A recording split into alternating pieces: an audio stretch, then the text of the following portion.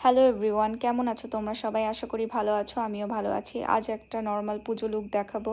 প্রথমে আমি গার্নিয়ারের micellar water দিয়ে মুখটাকে টোনিং করে নিলাম এবং এখন একটা রিকোর্ডের গ্রিপ স্প্রে দিলাম এবং এখন এমব্রয়লিস ব্যবহার করছি।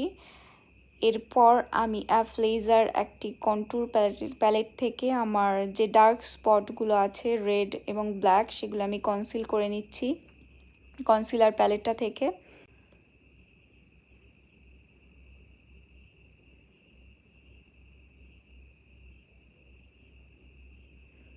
এবং একটা বিউটি ব্লেন্ডার দিয়ে ভালো করে ব্লেন্ড করে নিতে হবে। এখন আমি ব্যবহার করব ম্যাক্সিমিয়ার ফাউন্ডেশন এবং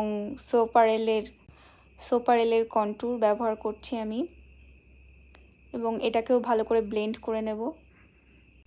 এবং সব শেষে হাইলাইটার দিয়ে হাইলাইট করে নিলাম এবং আবারও গ্রিপ স্প্রে দিয়ে রিকোর্ডের মুখটাকে স্প্রে করে বা সেট করে দিলাম এবং এখন একটা পছন্দের দুল পরে নিচ্ছি।